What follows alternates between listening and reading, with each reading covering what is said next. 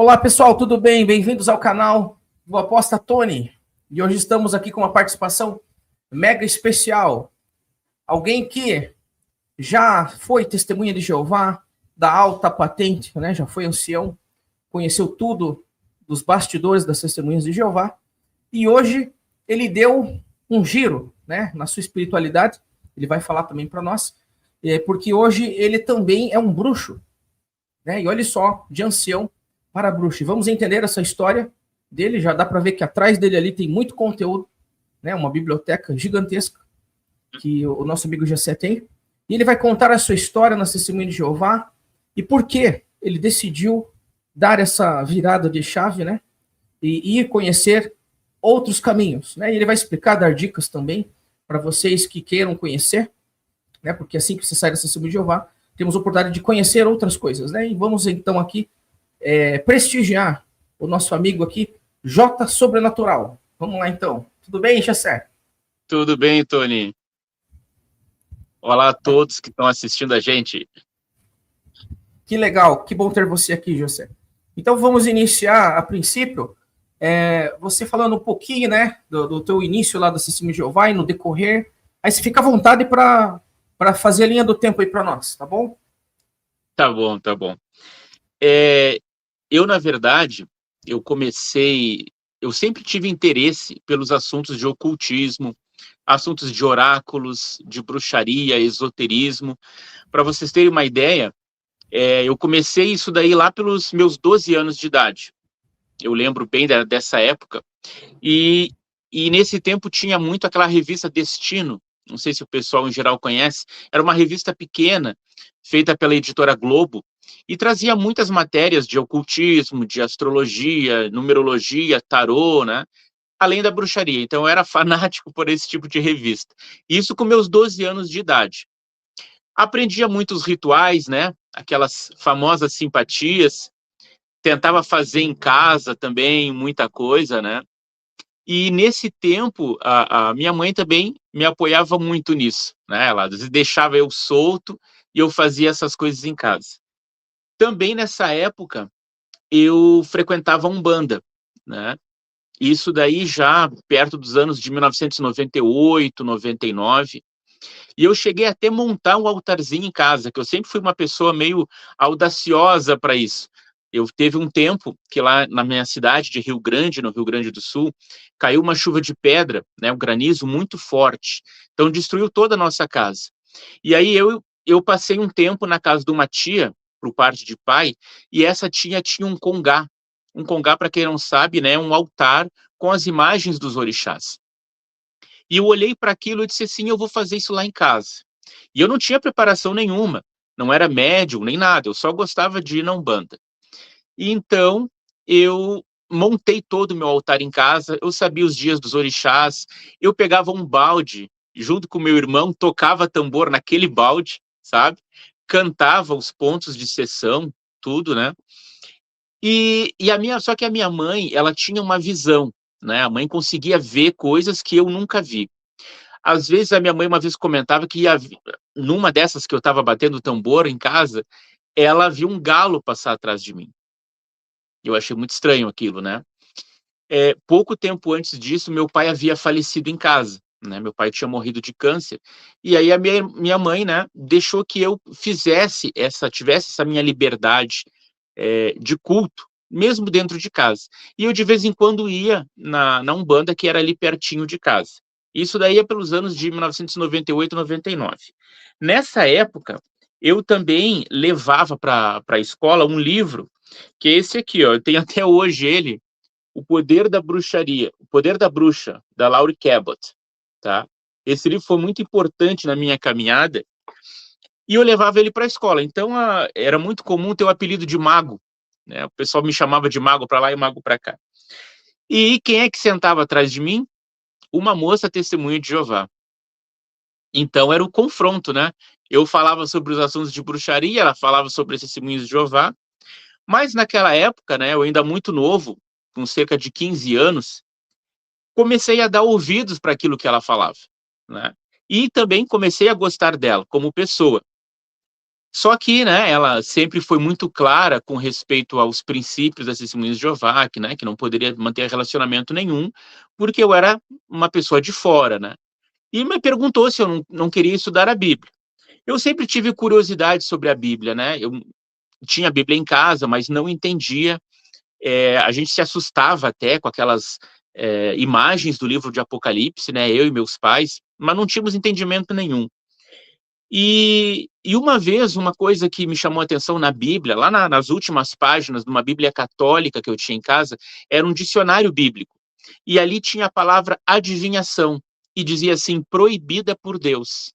E eu fiquei assim, meio perturbado com aquilo, porque na época eu estava aprendendo diferentes maneiras de adivinhação e não sabia por que aquilo ali era errado. E como eu também tinha tios evangélicos que eram completamente fanáticos, né? Proibiam uma pessoa de tudo, de ouvir música, de ver televisão, né? De várias coisas. Eu sempre fugi desse pessoal evangélico, sempre fugi. Só que as Testemunhas de Jeová me pegaram justamente numa fase complicada da minha vida. Eu já tinha perdido meu pai e, né, eu estudando, começando a ter esse contato com essa moça Testemunha de Jeová, eu comecei a dar ouvidos para ela e disse, por que não? Né, vamos lá assistir a reunião dela. Embora eu convidasse ela também, né? Eu dizia, fulana, vai lá no meu lado, é um banda branca, você vai gostar, né? Mas não adiantou. Acabou eu indo lá e ela nunca foi na minha, né? E aí eu gostei do ambiente do Salão do Reino, né? As pessoas bem arrumadas, todo mundo educado, me fizeram sentir bem-vindo lá dentro. E era aquilo, né? Não tinha aquela gritaria que era costume nas igrejas evangélicas. Então, para mim, isso já ganhou bastante ponto. Não tinha o dízimo também. A contribuição era discreta. Então, foram coisas que me chamaram a atenção nas Testemunhas de Jeová e eu entrei, né? Comecei a assistir e aí passei a estudar a Bíblia com ela, né? E mais tarde com o outro ancião. E aos poucos, ela foi me dizendo que aquelas coisas, né, que eu gostava, eu tinha bruxinhas em casa, eu tinha duendes, e muitos livros assim, tudo era errado, né? E, na verdade, a gente já se dá por conta disso, né? Eu comecei a estudar a brochura que Deus requer de nós, então ali ela já começava sendo direta, né? Naquilo práticas que Deus odeia. E, infelizmente, né, aos poucos eu fui me desfazendo. Hoje, esse livro que eu tenho, O Poder da Bruxa, eu comprei novamente num sebo, né, porque, obviamente, tive que me desfazer. E daí, nessa época, era mais ou menos no ano 2000, né, foi por essa data. A minha mãe ainda era viva, e a minha mãe, ela tinha problemas de epilepsia. Então, de vez em quando, dava uns ataques epilépticos nela, e a gente cuidava dela, né? Então só tava eu e meu irmão, que é 5 anos mais novo do que eu, e ela em casa. E uma vez, essa minha mãe, ela viu, dentre as coisas que ela tinha o costume de ver, ela viu na parede do quarto uma bruxa e um menino, segurando a mão de um menino. E aí eu, curioso, né, na época, eu disse assim, onde é que ela tá? Onde é que ela tá que eu vou fazer o contorno dela? E eu fiz isso. Então ficou na nossa casa de madeira, uma casa muito simples lá em Rio Grande, o desenho da bruxa. Ela dizia assim, a cabeça tá aqui, o nariz tá aqui, a mão tá aqui. Ficou o desenho dela e um menino, né? Será que eu era esse menino?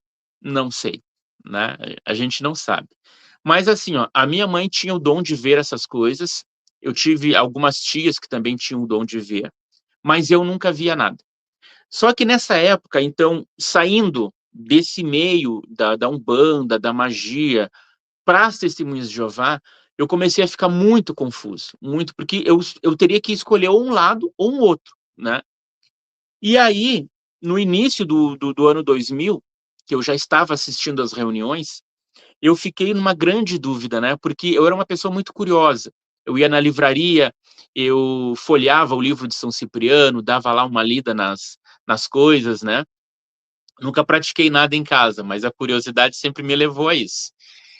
E uma vez eu vi um livro que dizia que os Exus, né, da Umbanda, eles eram entidades cuja hierarquia lá em cima era o próprio diabo. E daí então eu pensei, poxa, mas como é que se dizem que se os orixás são bons, os preto velhos são bons, as crianças, né? os caboclos, por que que para essas entidades chegarem, que se diz ser entidades do bem, é preciso agradar aquela outra entidade que está sob o comando do diabo, né? Na época eu não entendia, né? Hoje eu entendo que isso teve toda uma influência católica, né, para se pensar que essas entidades fossem demoníacas, mas na época isso me deixou bem perturbado. Então eu escolhi o caminho das Testemunhas de Jeová. Logo que eu comecei a frequentar o Salão do Reino, a minha mãe cometeu suicídio, né? Então foi bem difícil para nós, né? Então, como órfãos, a gente foi adotado pelos nossos tios. Logo quem? Os tios evangélicos, né? Isso é Então só um era aquele... minuto. Só Pode me falar. permite perguntar. Você acha que teve alguma influência por causa do testemunho de Jeová? Como assim, influência sobre o quê? De sua mãe ter tirado a própria vida? Tem alguma coisa a ver com o testemunho de Jeová? Não teve. Na verdade, foi assim, ó, o meu pai, ele faleceu de câncer de estômago, né? Quando ele descobriu que estava com câncer, estava dominado, não tinha como fazer cirurgia nem nada, né? E foi um momento bem triste, né? Porque ele já sabia que ia morrer. E ele mesmo se atirou em vários lugares, né? Ele tinha ido na Umbanda, ele foi no kardecismo, ele acabou indo para essa igreja evangélica dos meus tios, que diziam fazer curas e tudo mais, e acabou até se batizando nessa igreja, mas nada aconteceu, né? O rumo do destino dele se cumpriu. Só que a minha mãe não queria que nós tivéssemos uma segunda vez passar por tudo isso. E ela, nessa época, ela era uma pessoa que gostava muito de sair, dançava muito, ia para os bailes, né? E ela arranjou um namorado, né? Começou a namorar um cara, e esse cara tinha AIDS, né? E era confirmado que ele tinha AIDS mesmo. E ela, por ter, né, mantido relações com ele sem ter se protegido, ela acreditou que estava com a mesma doença que ele, né? Possivelmente até estivesse, só que infelizmente não deu nem tempo da gente procurar um médico, conversar sobre tudo isso. Ela escreveu depois uma carta para nós, né? Deixou uma carta escrita e disse que ela não queria que nós passássemos pelo que ela passou com meu pai. No caso, né, porque a pessoa com AIDS ia definhando cada vez mais até o falecimento, né? E ela disse que não queria passar por isso. Então foi quando uma vez eu saí do Salão do Reino, quando eu cheguei em casa, eu me deparei com a cena, né? Então não teve nada a ver com as Testemunhas de Jeová, foi mais uma questão de ela não querer passar por esse sofrimento. Infelizmente essas coisas aconteceram, nós deixamos aquele local, né? E aí passamos a ser criado pelos nossos tios evangélicos, que eram irmãos dela, né? E eu, na época, né, eu ia para o Salão do Reino de bicicleta, eu estudava a Bíblia no Salão do Reino, porque meus tios não deixavam eu estudar em casa, né? Eles eram contra as Testemunhas de Jeová.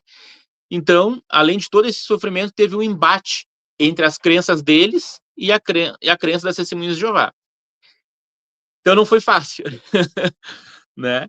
Mas eu continuei lá, fui progredindo, né? Me tornei servo ministerial, depois passei a namorar, né? Casei, na verdade, comecei a namorar com 18 anos, casei com 21 para 22 anos de idade, muito cedo, né? E com o tempo eu me tornei ancião, lá nas Testemunhas de Jeová, mais ou menos lá pelo ano final de 2011, eu me tornei ancião. Eu tinha 25 anos na época. E, claro, né, o que dizer do ocultismo? Todas aquelas coisas ficaram para trás. Por exemplo, né, os pontos de sessão que eu memorizava, que eu gostava tanto, que na época eu escutava na rádio, né, eu fui fazendo o máximo possível para esquecer aquilo, né? Hoje é o contrário. Hoje eu tento esquecer os cânticos do Salão do Reino e lembrar dos pontos. Esses cânticos ficam, né, cara? Pô, esses dias eu Ficam. coloquei no YouTube ali um cântico daquele das antigas, aí já veio todos na minha cabeça. Tô até hoje com esses cânticos tocando aqui na minha cabeça. E tá difícil sair. Não, convenhamos, né, Tony, que alguns cânticos eram muito bonitos mesmo, né, e marcavam muito a gente. Inclusive, quando teve o novo cancioneiro ser lançado, eu, como ancião, eu que puxava os cânticos na congregação, eu ensaiava com os irmãos no Salão do Reino, alguns eu convidava lá para casa para ensaiar, né, então sempre isso ficou mais na cabeça, né. Mas então, em 2011, me tornei ancião, e comecei, né, cada vez mais me dedicar a Testemunhas de Jeová. Fiz muito estudo pessoal da organização.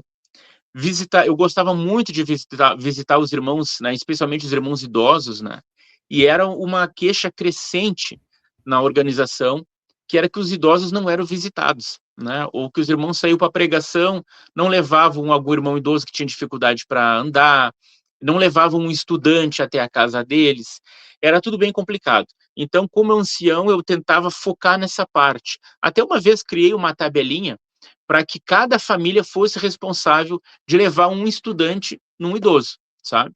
Tentei fazer isso, mas não deu muito certo, né? Então, com o tempo, já pro lado de 2013, mais ou menos, 2014, eu comecei, como eu tive acesso ao computador, eu comecei a pesquisar mais sobre as Testemunhas de Jeová. Cabe salientar aqui que eu sempre gostei de história, né? Então, eu já lia muitas publicações das Testemunhas de Jeová. Eu fazia bibliotecas para os irmãos. Na época que muita gente se desfazia das revistas, eu catava todas essas revistas, ordenava elas por ano e montava as bibliotecas e entregava numas caixas de papelão, ó, para o estudante, para quem está começando no Salão do Reino, e eu tinha a minha própria biblioteca. Sempre que eu conseguia algum livro mais antigo, né, com algum irmão idoso, também eu colocava. E eu passei a ler as publicações de 1960 para cima, que era o que a gente tinha acesso, né? E no Salão do Reino, nós tínhamos uma biblioteca que tinha os encadernados da Sentinela, da Despertai, desde 1960. Então eu começava a ler muito aquilo ali como servo ministerial e como ancião inicialmente também. E foi ali que eu comecei a descobrir certas doutrinas das Testemunhas de Jeová, sobre os transplantes de órgãos, né, que eram proibidos, sobre o famoso ano de 1975, né? Então, ali foi que eu descobri as coisas, né? E comecei a anotar muitas dessas publicações. Daí eu já via que tinha algumas coisas erradas. Eu passei também a ler os livros de Rutherford, porque como a minha cidade, no Rio Grande do Sul, a cidade de Rio Grande, a cidade que eu nasci, ela é a cidade mais antiga do estado, ela também tem uma biblioteca muito antiga. E aí eu pensei, será que não teria algum livro do Rutherford lá? E aí eu fui pesquisar e encontrei. Então, pegava esses livros emprestados, né, lia também. Para quem já leu os livros de Rutherford sabe como é maçante ler aqueles livros, né, porque para ele falar sobre um assunto, ele começa desde o início da criação de Adão e Eva, sabe? E repete muitas coisas. Eu não sei se você já leu alguma vez algum livro dele, não? Eu peguei para ler aquele livro Criação, um azul, né? Capa azul. O azul. É. Sim. Aquele que tem desenho bem complicado, né? Uhum. Tem aqueles desenhos lá, né? Isso, fiz um Isso, né? Como é que passou aquilo lá, né? Como é que passou aquilo lá? Uma organização tão santa, tão pura, né? Tinha um encostando o outro lá na foto, né? O pessoal não sabe, né? Que os irmãos não sabem. Aí tinha aquele livro Filhos. É dele também? É dele, foi o último livro que ele escreveu praticamente. Eu acredito que foi o último, porque depois teve Novo Mundo, mas eu tenho dúvida se foi ele ou foi o Franz que escreveu, porque o Novo Mundo é de 42, né? E o Filhos é de 41. O Filhos eu vou falar, inclusive, num canal que eu tenho o canal TJ Ungido, que eu falo só sobre as Testemunhas de Jeová, sobre a história das Testemunhas de Jeová, e tem o canal J Sobrenatural, no YouTube, que fala sobre filmes de terror, mas nós vamos chegar lá. Maravilha. Falando de filme de terror, você, antes que eu esqueça, você chegou a ver aquele episódio da Annabelle no livro de criança? Para você que é fã de filme de terror, você ficou impressionado com aquilo? Com aquele livro, o livro das Testemunhas de Jeová, né? Isso, que aparece criança. A bonequinha, né? Isso.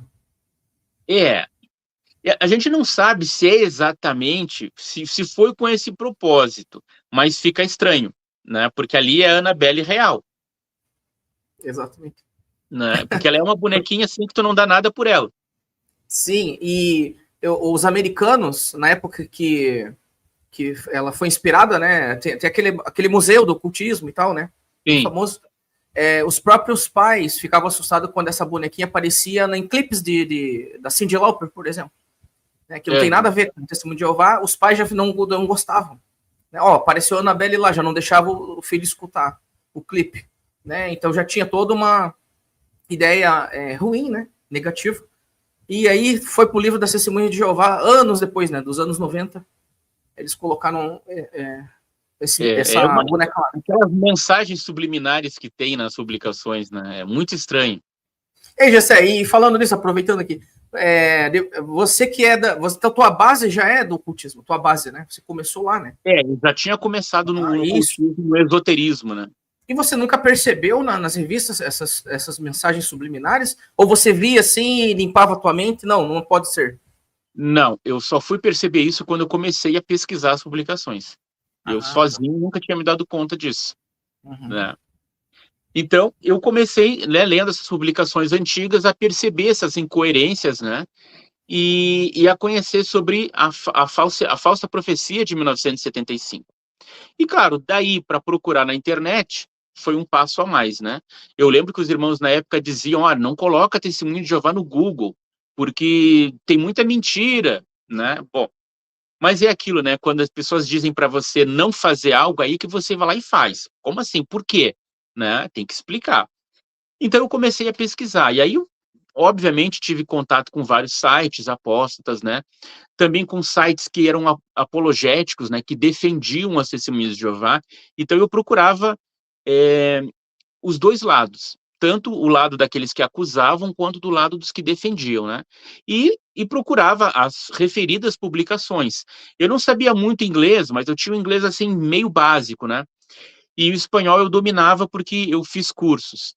Então, eu procurava em outros idiomas também, porque às vezes a gente só encontrava em outros idiomas as publicações, né, das Testemunhas de Jeová, as publicações mais antigas, e eu confirmava que pelo menos 95% das acusações na internet eram verdadeiras, né? Aí até que eu encontrei o livro Crise de Consciência, do Raymond Franz, e aquilo ali para mim foi um divisor de águas, né? Então você imagina, alguém órfão que encontrou nas Testemunhas de Jeová uma verdadeira acolhida, uma acolhida amorosa de vários irmãos e irmãs, né? Inclusive tinha várias mães na congregação, pessoas, né, que tomavam isso como um carinho para mim. E começar a descobrir todas aquelas coisas para mim foi um baque muito grande. E na época, né, eu já estava casado há 8 anos, era difícil eu comentar com a minha esposa esse tipo de assunto, porque a gente podia ser deletado por ela mesma, né? Quando a gente comenta isso com alguém, a gente corre o sério risco de um irmão nos deletar para os anciãos.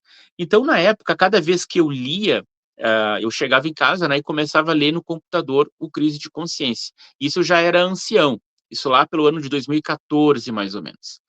Então, minha esposa não sabia daquilo que eu lia, né?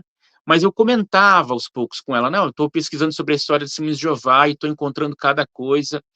E eu dizia para ela o seguinte, eu sinto hoje a organização como se a gente tivesse comprado uma casa muito bonita, um jardim muito bonito, perfeito, só que no momento que a gente resolveu mexer no jardim, a gente descobriu que embaixo era um cemitério, né?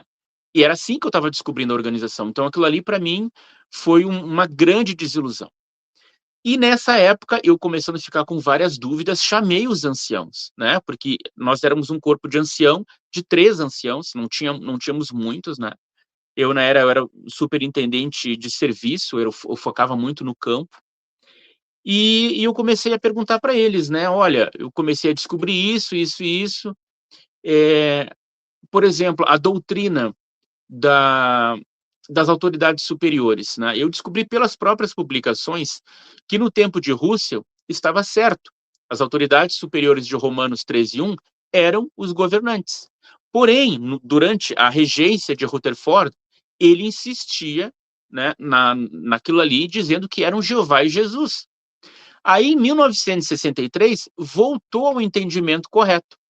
E eu dizia para eles, como é que se a luz está crescendo cada vez mais, como é que ela estava certa, acesa, depois passou anos apagada e acendeu de novo?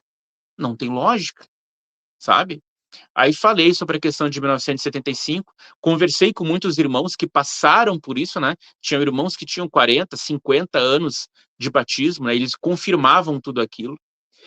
E aí eu perguntei para os anciãos, como é que a gente pode confiar que aquilo que o escravo está dizendo hoje não vai ser, hoje como verdade, não vai ser mentira amanhã? Até que ponto eu posso entender que algo escrito na sentinela é orientado por Deus ou é apenas opinião deles? Eles não tinham o que dizer.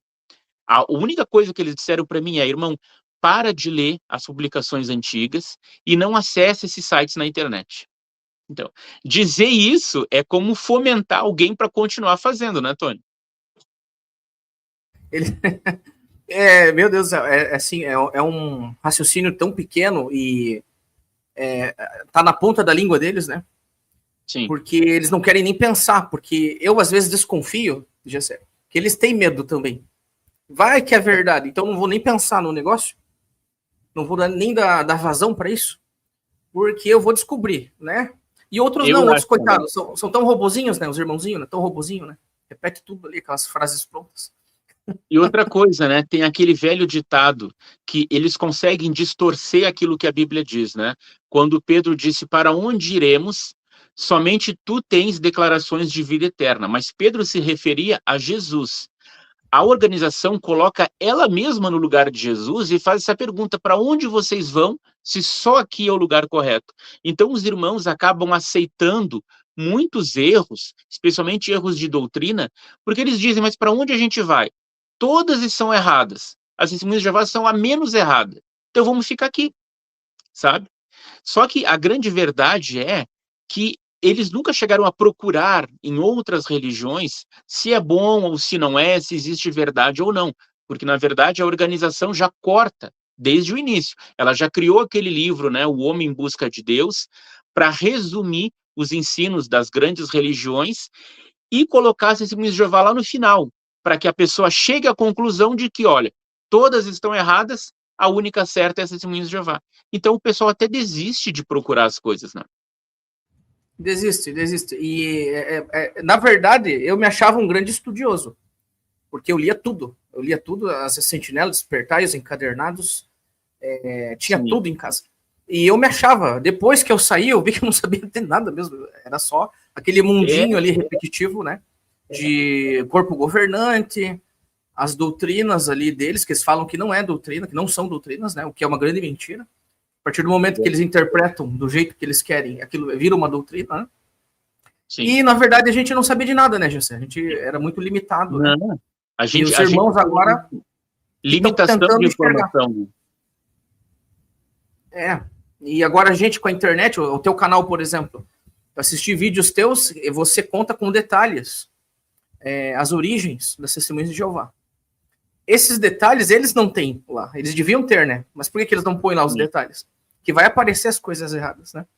É verdade. Então hoje está muito fácil, né, para uma testemunha de Jeová ter acesso a essas informações que eles não querem, né? Basta conferir. Que legal, José. Mas aí, então, assim, ó, eu comecei a descobrir todas essas coisas, a minha fé foi enfraquecendo cada vez mais. Eu pedi para sair do cargo de ancião, né? E imagina, eu querendo sair do cargo de ancião e querendo me afastar daquilo tudo, ainda tinha que dirigir campo, né? E o campo era lá em casa, a saída de campo. Eu lembro uma vez que eu tava no campo e aí, para variar, não tinha companhia, né? Porque a gente designa a irmã com a irmã, o fulano com tal, e a gente acaba ficando sozinho. Eu lembro que aquilo ali estava tão vazio para mim, que as pessoas não estavam nem percebendo que eu estava no campo com elas, que eu simplesmente deixei o trabalho de campo e vim para casa, sabe? Eu deixei porque, olha, não faz diferença nenhuma eu estar aqui ou não estar aqui. Então, foi justamente nessa época de grande desilusão, né, de grandes dúvidas, que apareceu uma outra pessoa na minha vida, né, uma pessoa que eu gostava muito na época de adolescente, né? E essa pessoa veio me prometendo mundos e fundos, né, que era apaixonada por mim e que eu era o único amor da vida dela, aquela coisa toda. Resultado, acabei cometendo um pecado com essa pessoa, né, porque eu pensava, olha, não adianta eu continuar na situação que está, porque eu não posso permanecer mais como testemunho de Jeová, eu vou estar atrapalhando a minha companheira, né, minha esposa, porque, né, os anciãos vão dizer que eu sou apóstata e aquilo que se diz, né, uma mente depois de aberta, ela jamais volta ao tamanho original. Eu não tinha como deixar de ver aquilo que eu já tinha visto, que eu já tinha estudado, né? Então eu cometi esse pecado porque eu estava assim completamente arrasado. Claro, não é desculpa, né, Tony? Eu poderia ter mudado a situação, poderia ter feito de uma outra forma, mas essa é a verdade. Foi assim que as coisas aconteceram. Então, eu chamei os anciãos, né, para conversar depois que isso aconteceu. E eu tive um julgamento muito injusto. Por quê?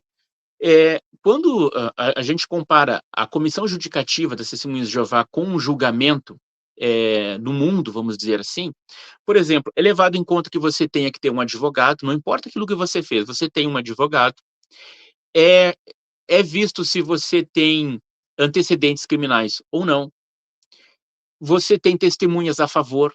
Então tem uma série de coisas, né? Nada disso eu tive. Eu tive um comportamento exemplar entre as testemunhas de Jeová. Eu era muito amoroso com todos os irmãos.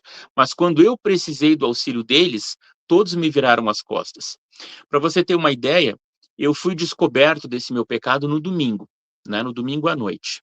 Na segunda-feira eu precisava trabalhar, né? E aí eu liguei para os anciãos e disse: olha, vem aqui com uma irmã aqui em casa, porque a gente precisa conversar seriamente sobre algo errado que eu fiz. E na terça-feira foi dito que eu deveria me reunir com os anciãos. Mas o ancião disse assim: olha, isso não é uma comissão judicativa, a gente simplesmente quer ouvir o que aconteceu. E aí eu comecei a falar tudo o que tinha acontecido. Porém, várias vezes eu tive que sair, né, do salão principal e ir para a sala B. Né? Por quê? Porque eles estavam em dúvidas sobre o que fazer com respeito a mim.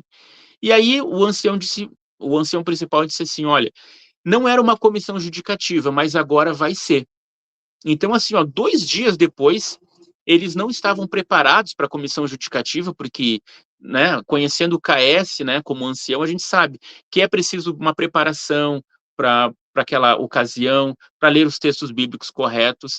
Antes de me desassociarem, eles leram apenas um texto bíblico, né, mais nada. Então, ali mesmo, eu já fui desassociado, sem ter direito a explicações ou alguma outra ajuda. E aí, né, o anúncio seria dado mais tarde, né, na semana seguinte, eu aproveitei para falar o máximo com os irmãos, né, para visitar esses irmãos que eram muito queridos para mim. E daí, então, isso daí foi em setembro de 2015, eu não frequentei mais o Salão do Reino, eu não conseguia mais de tanta vergonha que eu tinha. E aí, mas nesse meio tempo, eu li as publicações, eu assistia às reuniões por meio da internet, né, por meio do site, e aí eu consegui forças em 2016 para voltar ao salão. E foi muito difícil, eu consegui assistir a 4 reuniões apenas, né, porque eu tive que me mudar de casa e começar a minha vida do zero, né, nessa época até em suicídio eu pensei. Porque eu não tinha, né, mais amigos, eu não tinha para quem recorrer. E eu tinha conversado com os anciãos e nenhum deles me visitou também durante esse período. Mas em 2016, então, eu tentei voltar às reuniões e as minhas pernas travavam, sabe? Quando eu estava chegando próximo do Salão do Reino, parecia que elas estavam freando. Mas mesmo assim, eu baixei a cabeça, eu me sentei lá no fundo, eu escutei todas as palestras e na hora de ir embora para casa era um horror, né? Porque tu depende de que alguém abrir o portão do Salão do Reino e tu fica desesperado, né? Eu tenho uma carta que eu escrevi como eu me sentia como desassociado e eu coloquei que ali eu me sentia como um cachorro na véspera de Ano Novo, que sabe que vai vir os foguetórios e tu quer te esconder de alguma forma. Era assim que eu me sentia. Então eu consegui assistir 4 reuniões. Eu não consegui assistir mais, porque disse: olha, é muito desprezo, é muita humilhação, tudo isso. E eu fui honesto em tudo aquilo que eu falei, né? Se eu tivesse mentido, se eu tivesse dito: olha, não tenho uma outra testemunha a respeito disso, eu estaria no Salão do Reino. Mas eu preferi ser honesto. Então, como eu deixei de assistir às reuniões, eu sabia que ainda tinha, tu vê, era em janeiro de 2016, lá por abril, mais ou menos, era a comemoração da morte de Cristo. Eu sabia que os anciãos tinham a obrigação de me visitar. mesmo sendo desassociado. Mas eu nunca recebi nenhum telefonema por parte deles. E aí foi que eu escrevi uma carta para eles, né? Escrevi uma carta dizendo que isso era falta de amor da parte deles, porque eu de fato, eu era uma ovelha perdida. E cheguei até a mencionar partes da sentinela, mencionei o curso de ancião que nós fizemos em 2013, que dizia que deveriam ser procurados desassociados, que como a comissão judicativa deveria ter reagido e não reagiu. Então, assim, ó, depois que passou a comemoração de 2016, eu comecei a enfraquecer mais e a pensar que realmente as Testemunhas de Jeová eu não deveria mais estar lá. Talvez alguém pergunte assim, tá, mas se, né, teve tudo que aconteceu, você poderia ter escrito para os anciãos, poderia ter apelado. Mas eu estava realmente arrependido. Eu sabia que o que eu tinha feito era errado e que os anciãos fizeram o que era certo. Só que aí depois eu comecei a analisar pelas publicações e pela Bíblia, né? E se a gente for parar para pensar, o filho pródigo, se o filho pródigo fosse testemunho de Jeová, ele nunca teria voltado para o seio da família. Nunca. Porque, né, a Bíblia conta que o filho pródigo, no momento que ele voltou, que ele demonstrou aquele arrependimento, ele voltou, ele já foi abraçado, né? Mas na Testemunha de Jeová, não. Você precisa ir e ser humilhado por vários meses até que alguém queira que você volte, né? Sendo que, assim, a gente pensa assim, mas a congregação estava purificando.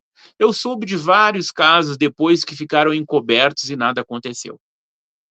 Mas então, resumindo, foi isso. Começou o ano de 2016 e eu comecei, então, a deixar até de assistir às reuniões pelo site, porque eu também já tinha descoberto muita coisa a respeito deles, né? E eu comecei a me associar com os estudantes da Bíblia. Descobri, né, o André Colseiro e os demais estudantes e assisti a reunião com eles. Mas aquilo ali também já, né, não parecia ser a mesma coisa, apesar de eles não terem um corpo governante, me remetia a tudo aquilo que eu era como testemunho de Jeová.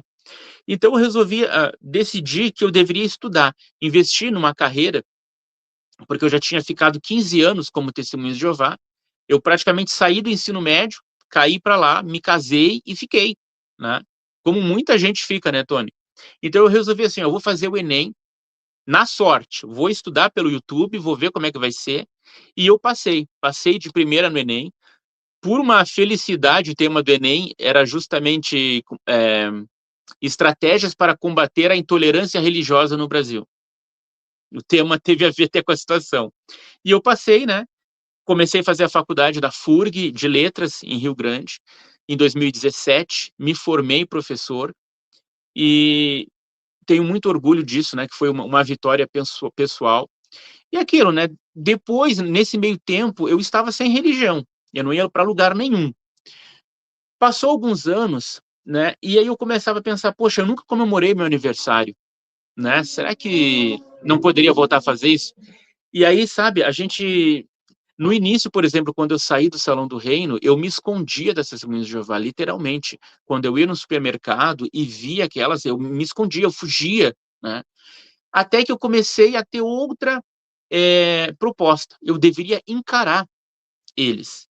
E aí eu comecei, já de 2016 para 2017, a estudar mais ainda todas aquelas coisas que eu já estava estudando sobre eles e comecei a divulgar, inclusive panfletos, eu distribuí panfletos falando sobre os Testemunhos de Jeová. É aquela fase que a gente está, que a gente quer mostrar para todo mundo aquela verdade. E aí pronto, né? Eles catalogam a gente de apóstata e se escondem, né? Só que aí eu pensei, bom, eu não tenho religião nenhuma, né? Isso, aí eu tive até um relacionamento, depois que durou cerca de 3 anos, depois não deu mais certo. E eu, em 2019, eu comecei a pensar o seguinte, mas do que realmente eu gostava, né? Eu gostava daquelas coisas quando eu era adolescente. E aí eu passei a comprar os livros que eu tinha antigamente, sobre esoterismo, né, sobre bruxaria. Eu pensei, eu vou começar a estudar isso aprofundado. Porque antes, quando eu era adolescente, eu estava lendo um pouco sobre aquilo, eu não entendia nada ainda sobre aquilo, mas eu gostava, né? E a minha visão era a visão desses Testemunhos de Jeová, tudo é do demônio, tudo é não sei o quê. Aí eu comecei a questionar tudo isso. Será que realmente é? Por exemplo, o pessoal fala do satanismo, que o satanismo faz isso, que mata criança, que não sei o quê. Será que isso é verdade? Fui atrás, fui conhecer a história e vi que é completamente diferente, não existe nada disso, são filosofias diferentes, né? E aí, nessa época também, tu vê como é que são as coisas, né? Quando eu estudava na escola, no oitavo, primeiro ano do ensino médio, eu tive essa influência dessa Testemunha de Jeová e acabou me levando para o Salão do Reino. Na faculdade, eu conheci uma colega que ela era da Umbanda e do Candomblé. E aí ela falava muito, né? E como eu já tinha um certo conhecimento, né? Eu pensei em visitar. Então eu visitei lá o local que ela foi, era a mãe de santo, era a sogra dela, e eu gostei muito do lugar, muito mesmo. E comecei a frequentar de vez em quando. E a minha consciência já não me perturbava mais, porque eu entendia que aquilo ali era uma nova forma de ver a religião. Só que aquilo, né, Tony? Depois de 15 anos nas Testemunhas de Jeová, fazendo estudo todos os dias, aquela coisa, saída de campo, eu não consigo até hoje me apegar a uma religião. Eles, eu vou entrar para a religião tal e eu vou ser dessa religião. Não. Eu não consigo mais ter esse comprometimento por causa do que eu passei nas Testemunhas de Jeová. Então, eu frequento, mas eu não sou médium, né? Infelizmente, eu não vejo nada, né? Eu digo, eu gostaria de ver, gostaria de escutar, eu não vejo nada. Mas eu vou, então, na Umbanda, de vez em quando, ou no Candomblé, ou no Batuque, eu vou para assistir. Tenho as minhas práticas pessoais e comecei realmente a estudar. Aí eu comecei nessa época, em 2019, a estudar sobre a Wicca, né? E um dos livros que mais me chamou a atenção, esse aqui, ó, A Religião da Grande Deusa. Foi uma virada de chave esse livro na minha vida, né? Porque ele fala sobre a religião celta e também sobre a possibilidade de Deus ou o Criador ser feminino. Por que não ser uma deusa e não um Deus? Porque, afinal de contas, quem tem o útero, quem gera a vida, é a mãe, não é o pai. E em todas as religiões existe um casal de deuses. Todas. Por que que em Israel não teria? Hoje eu sei pelos estudos até de quem faz arqueologia, que são historiadores, que havia a chamada deusa Asherá, que era a esposa de Javé, e ela foi apagada da história para que permanecesse só o deus do patriarcado. Então eu comecei na Wicca, que a Wicca ela é uma religião que foi criada no início dos anos 50 por Gerald Gardner, na qual ela acredita que existe um deus e uma deusa, né? Mas que esse casal de deuses, eles é que fizeram a criação toda. E que são rituais que a gente pode fazer, 12 rituais, né, durante o ano, celebrando as estações. Agora mesmo, né, iniciamos o outono, na religião Wicca é celebrado não só as 4 estações, mas também o meio de cada estação. Por isso que existe o Halloween. O Halloween, ele é uma versão do chamado Samhain, que é um festival dos mortos, no qual se convida, né, os mortos para ter refeições com as pessoas no dia 31 de outubro. Então, eu comecei a celebrar, a ler esses tipos de livros da Wicca, e a celebrar esses rituais em casa. Só que fui lendo cada vez mais, né? Por exemplo, um dos livros que eu li, que gostei bastante, esse aqui é pela Madras, ó, O Diabo Revelado.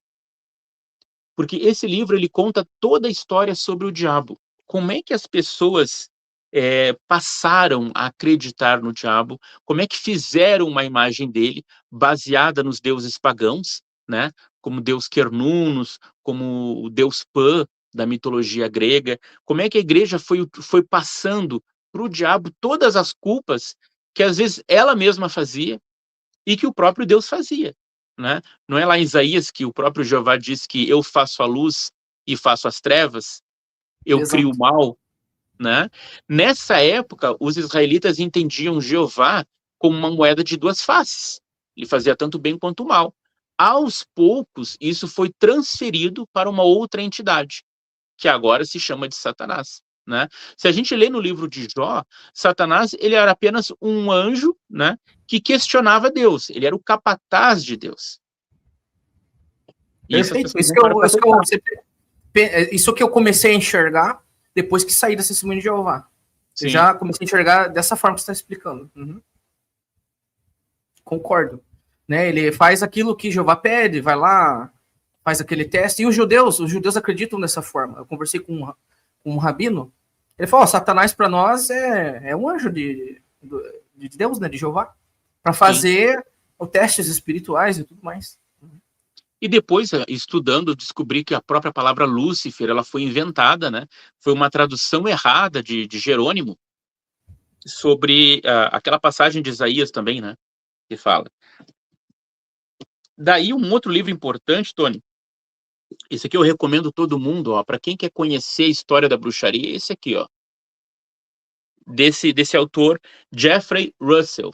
Tinha que ser esse sobrenome, né? Ele é muito bom.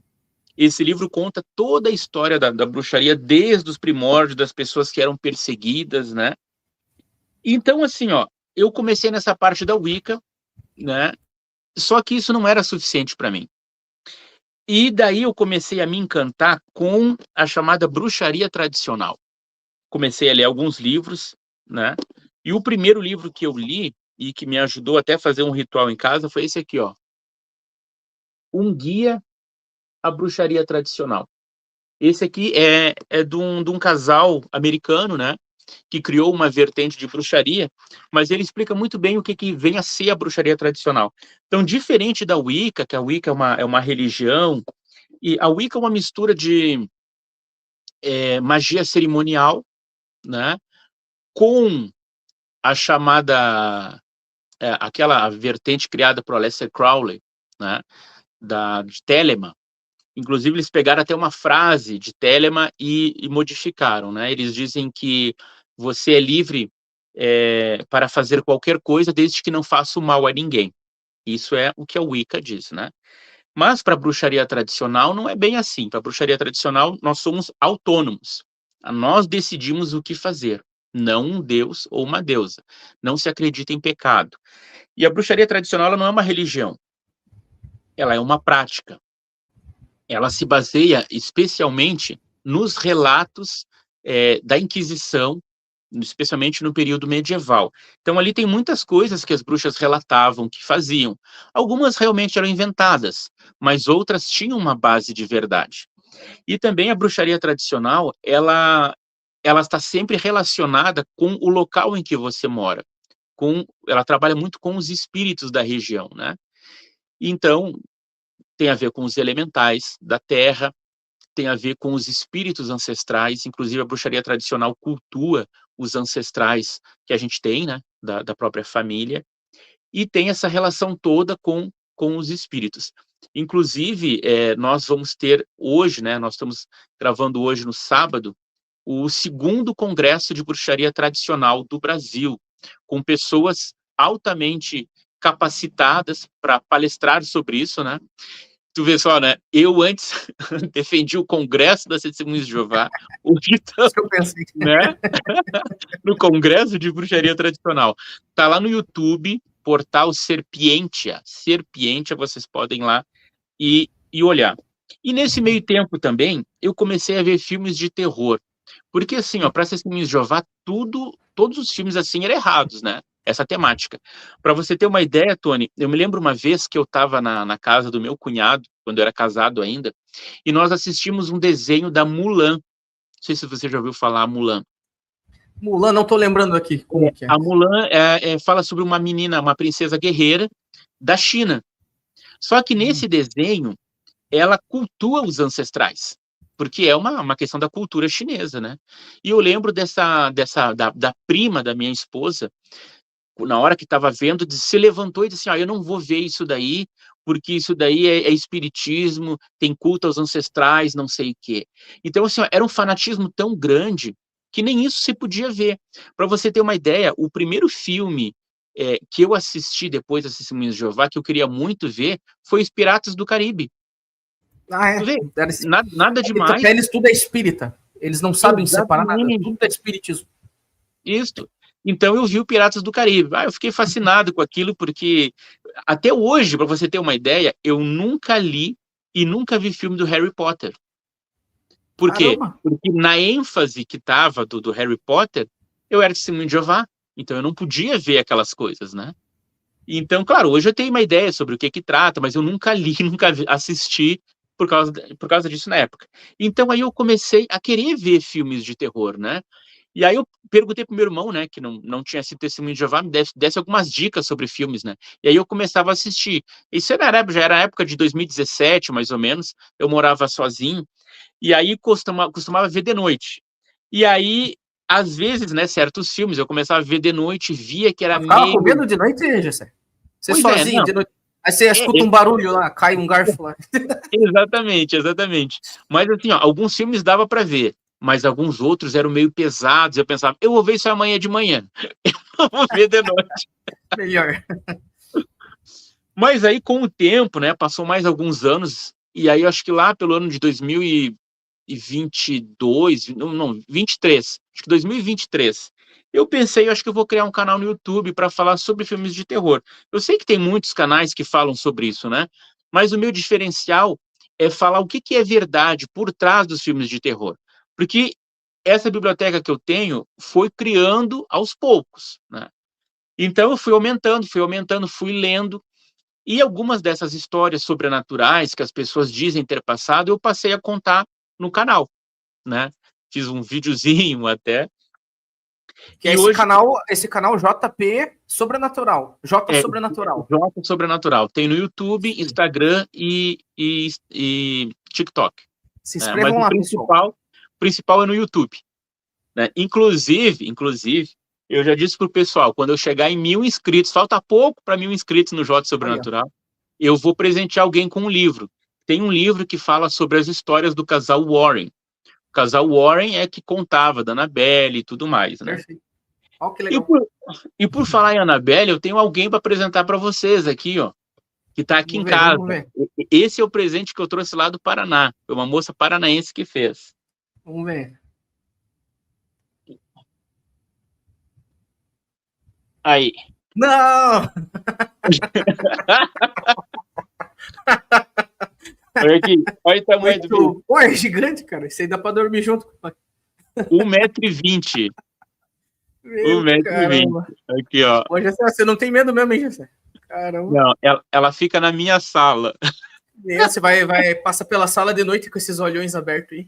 Pois é. Você sabe que Bom, eu já sou casado de novo, já faz 3 anos, e eu tenho uma filhinha, né?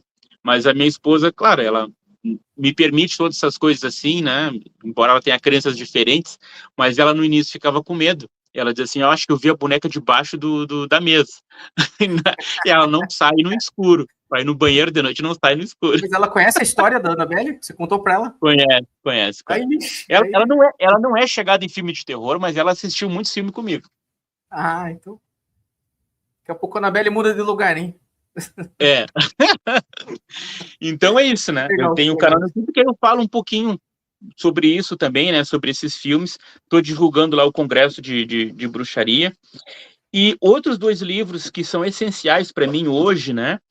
E se você quer conhecer esse caminho, se você quer ter oportunidade de aprender sobre o que é bruxaria de verdade, acessa o Instagram da Manus Gloriae Editora. Tá? Manus Gloriae Editora. Tem livros muito bons sobre o assunto, né? Esse aqui é o Visões da Encruzilhada, tá? Que é um rapaz brasileiro que fala sobre a bruxaria tradicional. E esse aqui que é fantástico, né? Da Naamá Aharaim, Bruxaria Diabólica. Né? Ele vai falar sobre o que vem a ser a bruxaria raiz. Porque a bruxaria, ela sempre foi uma prática marginal, né? Curandeirismo, né? Crenças que desafiavam a própria igreja. Então, Gessé, isso deixa eu sempre... contar uma coisa, só para reforçar a tua ideia. Pode falar. Eu fui curado por uma benzedeira, tá? Isso aí foi confirmado. Os médicos não resolviam, eu era bebezinho, meus médicos não resolviam de jeito nenhum o meu problema. Minha mãe me levou numa benzedeira que era famosa e eu fui curado. E foi assim, rápido. Né? Então, eu acredito nessas forças. Sim. Minha visão hoje é que, não sei se estou errado, mas os espíritos se importam em ajudar. O Jeová lá, eu não acredito que ele queira ajudar ninguém, mas ao menos os espíritos, eles têm essa intenção. É isso, Gessé, que ensina a bruxaria? Eu creio que existem espíritos bons e espíritos ruins, né? Depende de que você vai trabalhar. Na bruxaria tradicional, você pode trabalhar com os dois lados. Você é livre, né, para fazer aquilo que deseja, né? E é interessante que, assim, ó, a Wicca, ela não acredita no diabo, né? Não existe o diabo para eles. Mas, para nós, da bruxaria tradicional, a gente vê o diabo de uma forma diferente. Existe, na verdade, a egrégora, né? A egrégora do diabo, de se pensar que ele é um ser maléfico, né? Que é daquela forma, daquela cara, que tem chifres e tudo mais. Então, isso já foi fomentado por muitos séculos, muitos séculos. Então, mesmo que não exista uma criatura chamada diabo, essa imagem dele, de forma por egrégora, né, ou por pensamento, isso foi criado. Então, há pessoas que usam essa forma. Para nós da bruxaria tradicional, o diabo ele é um grande iniciador. Ele é, na verdade, o espírito selvagem da floresta, sabe? Quando os cristãos sempre proibiam as pessoas de entrarem na floresta. Aquele filme A Bruxa, tem muita gente que não gosta porque não entende, mas ele é muito revelador sobre a bruxaria tradicional. A verdadeira iniciação se dá quando a gente entra na floresta, quando a gente entra em contato com a escuridão ali, com os medos da floresta, e você aprende com aqueles espíritos, né? Então, é dessa forma que a gente vê o diabo, como se fosse um iniciador, um agente mágico. Nada a ver com aquilo que a igreja diz, com o que a Bíblia diz, mas como o espírito selvagem da floresta, entende? E, obviamente, a gente também tem um culto à natureza, né, de proteção da natureza, de sermos pessoas educadas, de proteger o ambiente, porque, na verdade, nós precisamos da natureza para viver. E é aquilo, né, Tony? Algumas pessoas diziam assim, poxa, mas ele era ancião, ele virou as costas para aquilo, foi completamente para o outro lado.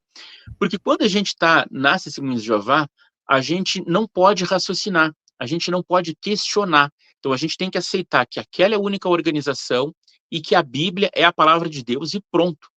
Tem pessoas que saem das Testemunhas de Jeová, e eu conheço várias delas, tem pessoas que saem e se tornam membros de alguma igreja evangélica.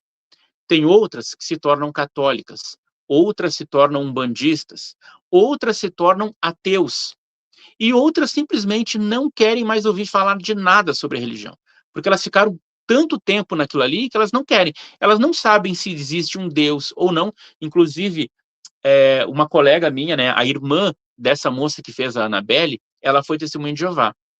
E ela não gosta muito de conversar sobre o assunto, porque ela quer viver a vida dela, livre, ela quer ter os pensamentos dela. Ela não tem, assim, uma certeza sobre Deus, mas ela também não quer saber. Então a gente precisa respeitar essas pessoas. E aquilo, a gente vai mudando com o tempo.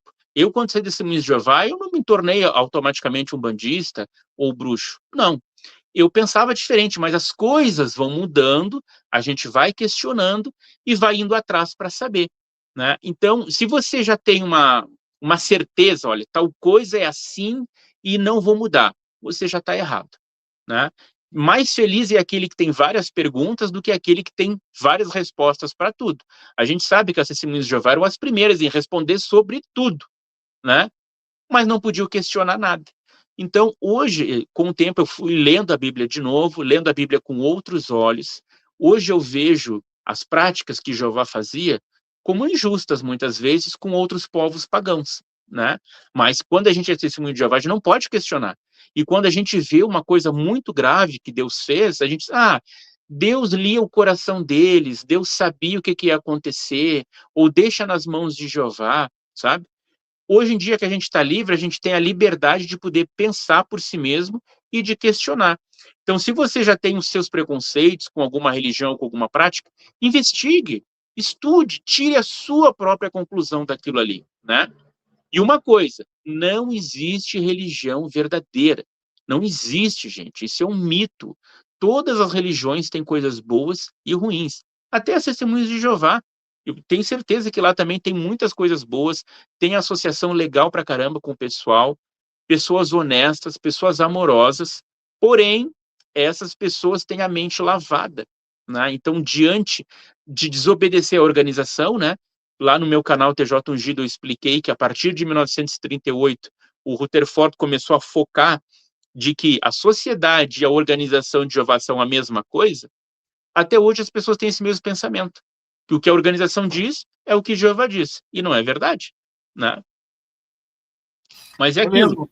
quem quer, estuda, sai para estudar, para questionar, e assuma as suas novas crenças. Hoje eu acredito nisso, talvez amanhã eu não acredite, mas convido a todos a explorarem a sua liberdade.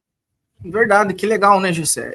Realmente é muito fascinante tudo isso, né? Tudo isso que você explicou aqui, o pessoal dê valor, tá? Dê valor, se inscreva lá no canal do Gessé, TJ Ungido, o canal dele de histórias aqui, né? J Sobrenatural, porque ele está oferecendo para vocês conhecimento, tá? Porque às vezes você deveria, só os livros que ele indicou aqui, em ordem, para você ter esse conhecimento sozinho, você ia demorar, você ia começar pelo livro mais denso, mais fácil, né? E ele já está dando tudo mastigadinho para vocês aqui começarem a estudar, né? Com responsabilidade, né, Jota? Sim, com certeza. Você chamou de Jota? Não, pode ser. Apelido Jota. É porque Gessé se escreve com J. Então é daí que veio o J sobrenatural. Eu tô te apelidando de Jota. E a pessoa vai acordando, né? Vai só que a gente não deve, especialmente se você está estudando essa questão do ocultismo, né? Começa pelo básico, não vai entrar em coisas enfuradas, como diz. Tem muita gente no YouTube, por exemplo, que fala bobagem, né? Ou no TikTok. Tenham cuidado, procurem pessoas sérias, né? Eu passei por muitos canais que falavam bobagem até conseguir encontrar os canais sérios, né? Então, quer aprender sobre bruxaria, sobre ocultismo, sobre várias coisas do caminho da mão esquerda, como a gente chama, vai lá na @manusgloriae editora no Instagram. Lá tem tudo para você, é algo bastante interessante. E assistam depois no portal Serpientia, o Congresso de Bruxaria. Que legal. O pessoal não sabe o caminho da mão esquerda, né, Jessé? Precisa explicar um pouquinho para eles entenderem, que eles já vão perguntar aqui para mim no chat, se você puder explicar brevemente, só para eles entenderem. O chamado caminho da mão esquerda, ele é um caminho que não é tradicional, né? Por exemplo, ele não é com visão cristã. Por exemplo, existe a Umbanda, ela, por mais que as pessoas podem achar que a Umbanda é do outro lado, do lado do ruim, etc., a Umbanda está mais para o lado da direita, para o lado iluminado, cristão, do que se imagina. O kardecismo também, e as demais igrejas, né? O lado do caminho da mão esquerda, que a gente chama, é o caminho contrário, o caminho que você pode pensar por si mesmo, entende? É por isso que é chamado caminho da mão esquerda. Então, nele está a bruxaria, nele está as ordens de ocultismo, as ordens herméticas, e você pode estudar muitas coisas, né, a respeito disso. Eu, por exemplo, até hoje, né, comecei a me aprofundar nos estudos de astrologia, do tarô. A gente aprende muito com o tarô, numerologia, né, que são as coisas que eu já gostava na época de adolescente, só que agora eu estou estudando realmente o assunto, né? Então, vale a pena você questionar essas coisas. Estão dizendo para você que tal coisa é ruim? O diabo é ruim? É mesmo. Então eu vou estudar, eu vou procurar saber se é real. Essa camiseta que eu tô aqui, ó, sabe como é que é o nome? Capitão América, olha aqui. Eu gosto de se aparecer com uma dessa aí na reunião lá, eles vão te expulsar de lá, né? Pegar você pela perna, pelo braço, jogar lá na rua. Não, eu nunca mais fui lá. Não deixem, gente, castrar os seus pensamentos. Tenham a própria opinião sobre algo, né? Porque a gente, às vezes, sai desse mundo de Jeová, a gente continua, muitas vezes, cego, né? Então, eu não sou contra, a pessoa vai para a religião que quiser depois, ou se não quiser religião também. Eu assisto muitos canais que são de ateus, porque eu também quero ouvir o outro lado, né, Tony? Não adianta eu tenho uma certeza e eu não vou ouvir nada contrário. Não, eu quero ouvir o outro lado. Tem coisas que eu concordo, tem coisas que eu discordo. E assim a nossa crença vai ficando mais forte, porque só não muda aquele que realmente é ignorante, que é burro mesmo, né? Aquele que não é esse caminho e pronto. Não, a gente pode evoluir, a gente pode mudar com o tempo. Não é feio a gente mudar de opinião. Tá marcado para a semana que vem, eu vou entrevistar um rapaz que ele é ateu, mas ele já passou pela alta magia. Eu tô super curioso para saber por que ele... Porque a alta magia é um negócio que tem mais contato, né? Você fica frente a frente lá em algumas práticas, né, A magia tem a ver as com a magia entidades. cerimonial, né? É. Eu vou dizer para você o seguinte, né, Tony? Eu sou uma pessoa que acredita nessas coisas, mas eu também sou cético. Eu sempre fui uma pessoa mais cética. Então, assim, não pensa que eu acredito piamente que todos os lugares, por exemplo, eu vou numa umbanda, vou no candomblé, que todo mundo está 100% incorporado. Não, eu sou uma pessoa que duvido muito. Eu duvido muito, até porque eu nunca incorporei, entende? Eu já li sobre o assunto, mas eu não incorporei. Então, e a gente sabe que, infelizmente, hoje em dia tem muita marmotagem. Tem Sim. muita. Então, não é qualquer casa que você vai que as coisas acontecem certinho, né? Então, eu sempre dou o benefício da dúvida, né? Mas não pensa que eu acredito em tudo. Eu muita coisa leio, muita coisa estudo, muita coisa eu duvido. Eu só vou acreditar quando realmente acontece comigo. Para mim, às vezes, algumas comunicações acontecem em sonhos, né? Eu não tenho esse dom de ver mais sonhos, né? E isso é quando o lado de lá quer que eu sonhe alguma coisa, não é quando eu quero. Quando eu quero mesmo, não acontece. Né? Mas é isso. Estude, questione, mas seja um pouco cético para não cair na lábia dos outros, né? Você já Então fez é esse isso. negócio de projeção astral? Cara, eu já tentei fazer isso, mas nunca consegui. Eu sei que é preciso fazer muitos exercícios, né? Já alguma coisa parecida com isso já aconteceu, mas eu não tive uma continuidade. Mas eu conheci pessoas que fizeram. Tinha uma colega de trabalho que jurou para mim que isso acontece muito seguido com ela. E a gente conversava sobre esses assuntos, né? Ela lia sobre esses assuntos. Tem pessoas que têm uma facilidade maior para projeção astral, né? Então, não dá para a gente dizer que não existe. Existe. É que nem aquilo. Ah, fantasmas, espíritos não existem. Será que não existe? Eu tenho certeza que você conhece alguém, seja amigo, parente, um conhecido, que já viu alguma coisa que disse, olha, não é desse mundo, não é. Mas ele tem certeza que ele viu, sabe? Como é que você vai dizer que é mentira? Só porque você não viu, entende? Eu Uhum. falo um pouquinho disso daí no meu canal J Sobrenatural também, né? E tem Legal. aquilo, tem gente que quer ver e tem medo depois, né? Aí não adianta. Não, mas o pessoal agora vai, com toda essa aula que você deu para nós aqui, eles vão se soltando mais, vão tendo mais liberdade, né, de estudar. Pois Gessé, é. eu vou mostrar brevemente aqui temos alguns minutinhos, umas fotos, tá? Tá com o tempo Certo. tranquilo para você? Tranquilo, tranquilo. Rapidinho para o pessoal conhecer alguns arquivos do Gessé. Vamos lá, então. Deixa eu ver aqui. Agora meu computador tá com um problema aqui. Os ícones todos sumiram. Eles não aparecem mais os desenhos. Ah, não aparece. O que será que aconteceu? Coisa estranha. Vamos ver aqui. Vamos ver umas fotos. O GC vai explicar para nós.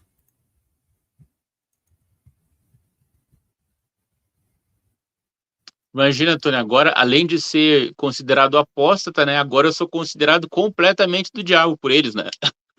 Ah, mas eu. Não, sabe o que é? J, o GC. J, agora eu tô apelidando o GC. Ó, é o seguinte, eu tava conversando aqui. Veja bem, essa religião das Testemunhas de Jeová, no meu entendimento, pode ser que eu esteja equivocado na parte técnica, mas para mim, os caras são satanistas. No sentido até de que das mortes que eles causam para as pessoas. Por exemplo, esse negócio do sangue. Isso aí é um sacrifício, não, no meu ponto de vista. Para quem, eu não sei, sabe? Não tenho certeza, não tem como provar não isso. Não deixa de ser, porque a organização tem uma grande culpa de sangue. Isso é verdade. Exato. Exato. E se você for somar as mortes, você empilha pilhas e pilhas de pessoas, né? Que foram submetidas. E na própria celebração da morte de Cristo, né? Eles não fazem aquilo que Jesus Cristo disse, que era comer do pão e tomar do vinho. Ou seja, para mim aquilo ali é um ritual de desprezo ao corpo de Cristo. Exatamente, eu concordo com você. Eu hoje enxergo dessa forma. Exatamente, eles desprezam bastante Jesus. Né? Essa gravura aqui, para o pessoal entender, esse altar aqui, como que é? Esse altar foi logo que eu comecei em 2019, né, que eu comecei a me voltar para o Wicca, então eu comecei a montar o altar, né? O altar, ele sempre traz uma deusa e um deus, você pode cultuar qualquer deus pagão, né? Então ele representava o masculino e o feminino. né? Porque a mulher na Wicca é vista como uma deusa. E aí tinha, né, as ferramentas cerimoniais, a espada, conforme tem aí. Eu tenho, na verdade, uma adaga, isso, né? Eu tenho aqui em casa ainda hoje. Pedras que representam os elementos, né? Esse daí certamente foi um dos festivais, né, que se faz na bruxaria, e era um dos festivais que eu tinha feito. Que Hoje o meu legal. altar é um pouco mais diferente que esse, mas no início foi assim. Nesses rituais você pode fazer os seus pedidos pessoais, né? Exatamente, E porque normalmente na bruxaria a gente está conectado com a natureza. Então, a gente sente as mudanças da natureza. Por exemplo, a primavera, o verão é a fase da exuberância, né, da fertilidade, do poder. E é assim que a gente se sente energeticamente falando. Quando chega o outono, o inverno, é hora de recolher, né, é hora de ficar dentro de casa, de se aquecer. Então é aí que a gente agradece por toda a colheita que se teve, a gente reflete na nossa vida tudo aquilo que passou e procura fazer coisas melhores, né? Então a gente se conecta dessa forma com o altar. Bacana. Pode ter essa foto aqui. Essa foto aí foi quando eu fui em 2015 em Betel. Aí eu ainda já não era mais ancião na época, mas eu estava conhecendo Betel. E tinha que ir para Betel, né, Gessé? Tinha que ir. Se não É, fosse para Betel, é igual ir para os Estados Unidos conhecer. e tem que ir para Disney. Exatamente. Ah, é. E aqui temos uma bem legal aqui. Eu achei bem bacana do Gessé. Essa aqui. Olha, ó. É, essa daí foi quando foi lançado o filme da Freira, né? E aí eu e uma colega minha, a minha colega não está aparecendo nessa foto, mas ela estava fantasiada de freira. E eu de exorcista, né? Então aí nós fomos no shopping, que foi aparecer o filme, e eu fui falar, divulgar o meu canal J Sobrenatural pro pessoal e assustar o pessoal também. Que legal, cara. Pessoal, tem uns que choram até de medo, né? Tinha alguns se apavoravam. É. E tem um vídeo aqui que é do canal do Gessé, né? Quando ele começou lá a narrar as histórias de terror, né? Isso, é. Hoje eu não narro mais assim, mas eu tinha feito esse vídeo para contar relatos sobrenaturais, né? Que as pessoas diziam que tinham passado por isso. É.